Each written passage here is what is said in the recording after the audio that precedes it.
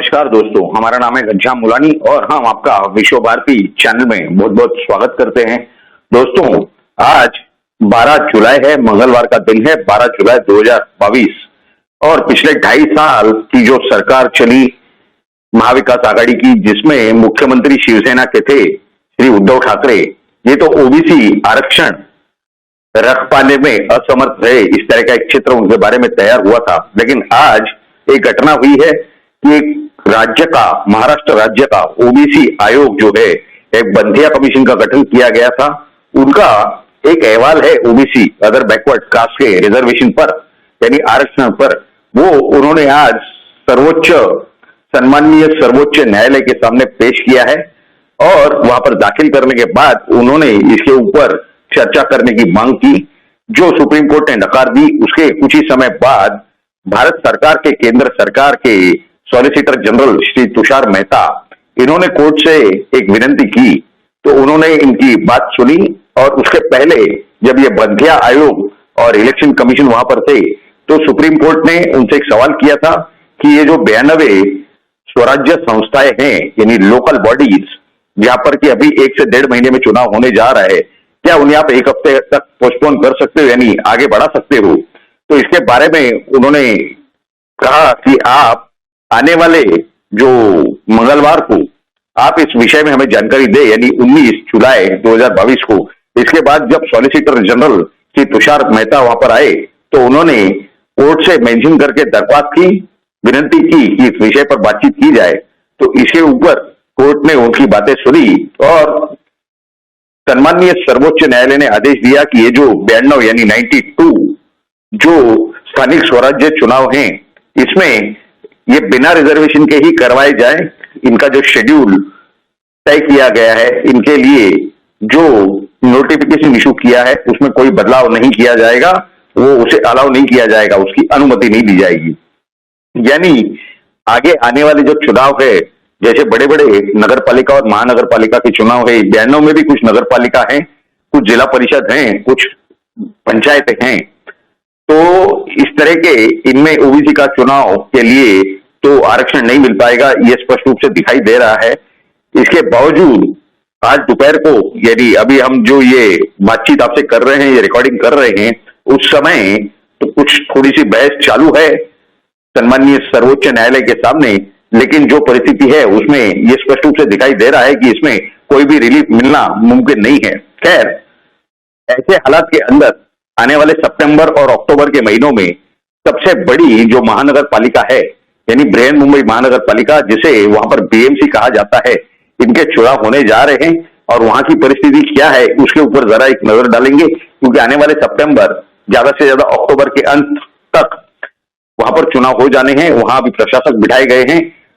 BMC का जो term था, जो नगर सेवक थे, जो हाउस था, उनका जो समय है, जो टर्म है, उनकी जो कालावधि है, वो 8 मार्च 2022 को इसी साल खत्म हो चुकी है और अब ये जरूरी है कि वहां पर जल्द से जल्द चुनाव कराए जाएं। अब पुणे महानगर पालिका हो, पिंपरी चिंचवड़ महानगर पालिका हो, नासिक महानगर पालिका हो, ठाणे महानगर पालिका हो, और ऐसे कई सारे 17 या 18 बड़े बड़े नगर पालिका और महानगर पालिकाओं में चुनाव होना बाकी है। अब इस ओबीसी रिजर्वेशन का वहां पर नतीजा क्या आने वाला है, इसका क्या परिणाम होने जा रहा है, क्योंकि तब तक तो ये ओबीसी का आरक्षण लागू हो चुका होगा लगभग 27% के आसपास। तो अब जो वहां पर लॉटरी निकल चुकी है, नोटिफिकेशन इशू हो चुका है, खाली वहां तारीख तय होना बाकी था। जो वहां के वार्ड की डिलिमिटेशन थी, वो लगभग सब जगह हो चुकी है। ऑब्जेक्शन, सजेशन उसके ऊपर बुलाए जा चुके हैं और फाइनल जो नोटिफिकेशन है उस डिलिमिटेशन के बारे में, यानी परिसीमन के बारे में, वो जारी हो चुकी है। अब ये इस तरह की परिस्थिति के बाद ये हो सकता है कि ये जो रिजर्वेशन की, यानी आरक्षण की जो लॉटरी निकाली गई थी, ये शायद दोबारा निकालनी पड़े चुनाव आयोग को। अब ये निर्भर करता है कि सम्माननीय सर्वोच्च न्यायालय, यानी ऑनरेबल सुप्रीम कोर्ट का इस विषय में क्या आदेश आता है। हो सकता है वो 1 या 2 हफ्तों में इस विषय पर कुछ न कुछ ठीक तरह से आदेश जारी करे। लेकिन अगर इसके ऊपर दोबारा लॉटरी होती है, तो जो रिजर्वेशन, जो आरक्षण ऑलरेडी हो चुके हैं लॉटरी द्वारा, इसे छोड़ करके बाकी के वार्ड्स के लिए लॉटरी निकाली जाती है ओबीसी की, या पूरी ही लॉटरी की सिस्टम दोबारा की जाती है, ये देखना बेहद जरूरी है। क्योंकि ओबीसी की 100% यानी 100% ये मांग रहेगी कि ये बचे हुए वार्ड से लॉटरी नहीं निकाल के समूचे सारे वार्डों से लॉटरी निकाली जाए, ताकि वहां के उस क्षेत्र के जहां पर ऑलरेडी रिजर्वेशन है वहां पर भी किसी को ओबीसी के आरक्षण का, रिजर्वेशन का मौका मिल सके, और यही जस्ट एंड फेयर होगा, ये सही तरीका होगा। राष्ट्रवादी कांग्रेस पार्टी ने, एनसीपी कांग्रेस पार्टी के शरद पवार के इनके तरफ से कुछ सूत्रों से हमें जानकारियां प्राप्त हुई, क्योंकि ये अब तक रिजर्वेशन आरक्षण का विषय स्पष्ट नहीं हुआ था, ये लागू हो पाएगा या नहीं। लेकिन इसी विषय में हमें ये जानकारी उनके तरफ से प्राप्त हो रही थी कि राष्ट्रवादी कांग्रेस पार्टी अपने जो उम्मीदवार खड़े करेंगे उसमें 27% वो ओबीसी उम्मीदवार खड़े करेंगे, जबकि भारतीय जनता पार्टी का इसके पहले कई महीने पहले, यानी जब महाविकास आघाड़ी की सरकार थी, उन्होंने कहा था कि हम सारे के सारे उम्मीदवार ओबीसी के खड़े करेंगे, यानी नॉमिनेट करेंगे मुंबई के और कई सारे महानगर पालिकाओं के और नगर पालिकाओं के चुनाव के लिए। लेकिन अब वो परिस्थिति नहीं है। लेकिन इससे एक बहुत बड़ा बखेड़ा खड़ा होने जा रहा है, क्योंकि शिवसेना के अब तो कट हैं किस तरह से है, क्योंकि अब तक तो इलेक्शन कमीशन ने कोई भी ग्रुप को रिकॉग्नाइज नहीं किया शिवसेना स्तर के। लेकिन इसके पहले की एकनाथ शिंदे का जो गठ है वो गुट ने अभी तक दावा नहीं किया इलेक्शन कमीशन के पास चुनावी चिन्ह के लिए, यानी जो तीर कमान जिसे बताया जाता है बो एंड एरो। लेकिन इसके पहले ही शिवसेना की तरफ से यह जानकारी आई कि इन्होंने एक केविएट फाइल कर दिया है इलेक्शन कमीशन यानी चुनाव आयोग के सामने। क्या होता है ये केविएट? केविएट ये होता है कि जब किसी भी अथॉरिटी के सामने अगर कोई दावा किया जाता है तो उसमें हमारी सुनवाई के बजाय कोई भी इंटरिम यानी टेम्पररी स्टे या मेंटेन स्टेटस को या किसी भी तरह का कोई भी आदेश नहीं दिया जाए, इस वजह से केविएट फाइल किया जाता है। लेकिन शायद ये जितने बड़े बड़े एक्सपर्ट्स बैठे हैं शिवसेना के साथ में, खास करके विश्व प्रवक्ता संजय राउत, इन्हें शायद मालूम नहीं है, इतने सारे इंटेलेक्चुअल हैं, काफी सारे इंटेलेक्चुअल हैं। इसके अंदर ये चुनाव आयोग की प्रक्रिया है कि किसी भी चिन्ह पर या नाम पर दावा आने के बाद जिस संगठन को, जिस पॉलिटिकल पार्टी को, जिस राजनीतिक दल को यह अलॉट किया जा चुका है, उसके पास पहले नोटिस भेजी जाती है, उन्हें बुलाया जाता है, उनका क्या कहना है वो लिखित में लिया जाता है। उसके बाद उस विषय पर दोनों पक्षों की बहस सुनी जाती है, यानी क्लेम करने वाले और जिनके पास वो अलॉट पहले से है, ये दोनों की बहस भी सुनी जाती है और उसके बाद उस पर निर्णय लिया जाता है। यानी उसमें केविएट फाइल करने की कोई जरूरत, कोई आवश्यकता, कोई गुंजाइश नहीं है। उसके बावजूद ये लोग इस तरह के काम करते हुए दिखाई दे रहे हैं जिनकी आवश्यकता नहीं है। और जो आवश्यकता थी पिछले 2.5 सालों में, यानी शिव सैनिकों से, संगठन के पदाधिकारियों से समन्वय रखने की और अच्छे संबंध रखने के, उन्हें विश्वास में लेकर के रखने की, वो काम वो कभी करते हुए दिखाई नहीं दिए। जबकि मुख्यमंत्री रहते हुए श्री उद्धव ठाकरे जी ये 2 बार पंढरपुर गए थे और इस आषाढ़ी एकादशी के दिन जहां पर उनके कार्यकर्ता, उनके संगठन के पदाधिकारी उनके लिए उतावले होते हुए खड़े थे, वहां पर उतावले होकर के उनसे मिलने के लिए। लेकिन वो गाड़ी से उतरे, उन्होंने पूजा आरती की, गाड़ी में बैठे और यूं तेरी आंख से भी उन्होंने इन कार्यकर्ताओं को या संगठन के पदाधिकारियों की तरफ नजर नहीं घुमाई और वो सीधा अपने घर लौट करके आए। जब से उद्धव ठाकरे जी ने अपने मुख्यमंत्री पद का और एमएलसी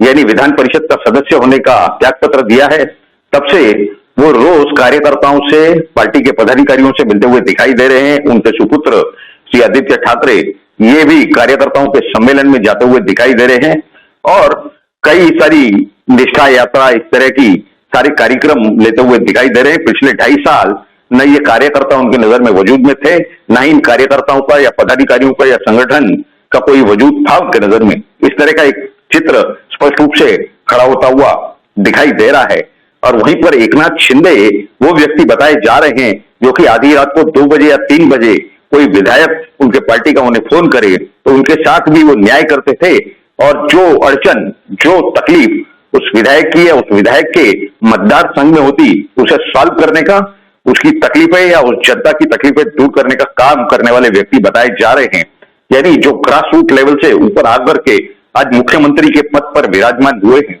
वहीं पर उनकी जो नेटवर्क है उसमें ऐसा है कि हर घंटे ये जानकारियां प्राप्त हो रही कि मातोश्री में कौन जा रहे हैं कि इन्होंने त्यागपत्र दे दिया पार्टी के पद से, ये एकनाथ शिंदे गठ में जाकर के शामिल हो गए। इस तरह की हर घंटे, हर 15 मिनट, हर 2 घंटों में उन्हें झटके लग रहे हैं। बार बार वहां से भी सूचनाएं, जानकारियां आ रही है कि फलाने फलाने लोगों को उन्होंने पद से हटा दिया या अपने पार्टी से निष्कासित कर दिया। जबकि लेटेस्ट खबर कल रात की ये थी कि जो शिवसेना का गढ़ माना जाता था,